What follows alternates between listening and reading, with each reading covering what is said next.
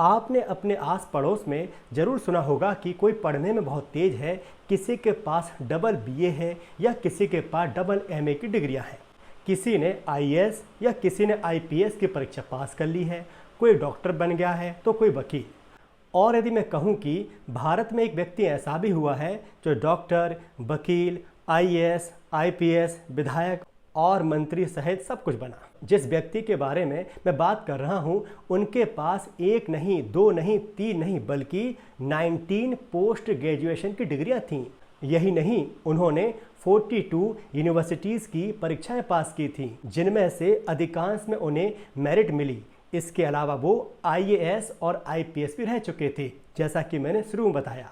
मैं बात कर रहा हूँ डॉक्टर श्रीकांत जिचकर की। डॉक्टर श्रीकांत जिचकर का नाम भारत के सबसे ज़्यादा क्वालिफाइड व्यक्ति के रूप में लिम्बा बुक ऑफ रिकॉर्ड में शामिल है, यानी इनसे ज़्यादा डिग्रीधारी व्यक्ति भारत में नहीं हुआ। श्रीकांत जिचकर का जन्म 14 सितंबर 1954 को नागपुर के एक मराठी परिवार में हुआ था। उन्होंने अपनी पहली डिग्री नागपुर विश्वविद्यालय से एमबीबीएस और एमडी में ली। इसके बाद जिचकर ने मुड़कर नहीं देखा। इसके बाद उन्होंने BA LLB, LLM, MBA, business management में डॉक्टरेट, बैचलर इन जर्नलिज्म और संस्कृत लिटरेचर में पीएचडी किया। जिचकर यही नहीं रुके। जैसा कि मैंने शुरू में बताया, इनके अलावा उनके नाम 19 मास्टर डिग्रियां भी थीं, जिनमें लोक प्रशासन, समाजशास्त्र, इकोनॉमिक्स, संस्कृत, इतिहास, अंग्रेजी लिटरेचर, मनोविज्ञान, राजनीति शास्त्र, ancient history, culture, archaeology, philosophy आदि शामिल हैं। उन्होंने अपनी अधिकांश डिग्रियां फर्स्ट डिवीजन में पास की थीं। उनके पास कई यूनिवर्सिटीज़ के गोल्ड मेडल्स भी थे। श्रीकांत जिचकर ने 1973 से लेकर 1990 के बीच 42 यूनिवर्सिटीज़ में परीक्षाएं दी थीं। जहां तक बात है यूपीएससी की, उन्होंने यूपीएससी की परीक्षा 2 बार पास की थी। 1978 में श्रीकांत जिचकर ने यूपीएससी की परीक्षा पास की, जिसमें उन्हें इंडियन पुलिस सर्विस यानी आईपीएस कैडर मिला। हालांकि वह ज़्यादा समय तक आईपीएस नहीं रहे। 2 महीने के बाद ही उन्होंने आईपीएस के पद से इस्तीफा दे दिया और साल 1980 में दोबारा सिविल सर्विस का एग्ज़ाम पास किया।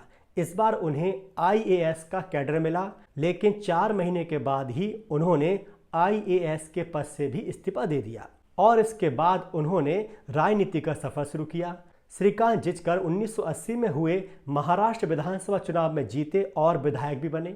श्रीकांत जिचकर 1980 से लेकर 1985 तक महाराष्ट्र विधानसभा के मेंबर रहे और सरकार में राज्य मंत्री भी बने। उन्होंने कांग्रेस पार्टी की टिकट पर कटौल से चुनाव जीता था। इसके बाद 1986 से लेकर 1992 तक डॉक्टर जिचकर महाराष्ट्र विधान परिषद के मेंबर रहे। उन्होंने महाराष्ट्र सरकार में मंत्री के तौर पर 14 डिपार्टमेंट संभाले थे। उनका सफ़र आगे भी चलता रहा। साल 1992 में वे महाराष्ट्र से राज्यसभा सांसद के तौर पर पहुंचे। उन्होंने साल 1992 में नागपुर में संदीपनी स्कूल की स्थापना की थी। जिचकर 1998 तक राज्यसभा के मेंबर रहे थे। उन्होंने 1998 और 2004 का लोकसभा चुनाव भी लड़ा था, लेकिन इन दोनों चुनाव में वे बेहद कम अंतर से पराजित हुए थे। डॉक्टर श्रीकांत जिचकर ने संस्कृत के उत्थान में अहम भूमिका निभाई थी। डॉक्टर श्रीकांत जिचकर ने महाराष्ट्र के नागपुर में कवि कुलगुरु कालिदास संस्कृत विद्यालय स्थापित किया। उन्होंने संस्कृत भाषा में डॉक्टरेट भी किया। उनके संस्कृत में लिखे रिसर्च पेपर संस्कृत स्कूल में इस्तेमाल किए जाते हैं। यही नहीं, उन्होंने संस्कृत भाषा के उत्थान के लिए 1993 में संस्कृत यूनिवर्सिटी स्थापित करने की पैरवी की थी। महाराष्ट्र के पूर्व मुख्यमंत्री सुधाकर राव नाइक के कार्यकाल में जिचकर को नागपुर में संस्कृत विश्वविद्यालय खोलने हेतु एक सदस्यीय कमेटी का हिस्सा बनाया गया था। सरकार ने डॉक्टर जिचकर की स्टडी को स्वीकार करते हुए नागपुर में संस्कृत विश्वविद्यालय खोलने की स्वीकृति दी और उन्हें इसका कुलपति बनाया गया। डॉक्टर श्रीकांत जिचकर ने संस्कृत भाषा में किए गए अपने अध्ययन में बताया कि भारत में 3 करोड़ पांडुलिपियां संस्कृत भाषा में लिखी हुई हैं, जिनमें से केवल 16 लाख पांडुलिपियों को ही सूचीबद्ध किया गया है। संस्कृत यूनिवर्सिटी स्थापित करने से बाकी बची पांडुलिपियों को सूचीबद्ध करने और प्रकाशित करने में सहायता मिलेगी।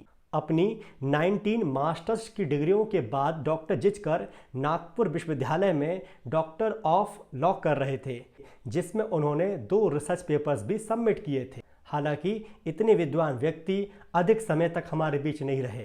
2 जून 2004 को नागपुर से लगभग 61 किलोमीटर दूर कौंधाली के पास सड़क दुर्घटना में उनकी मृत्यु हो गई थी और मात्र 49 वर्ष की आयु में उन्होंने दुनिया से अलविदा कह दिया।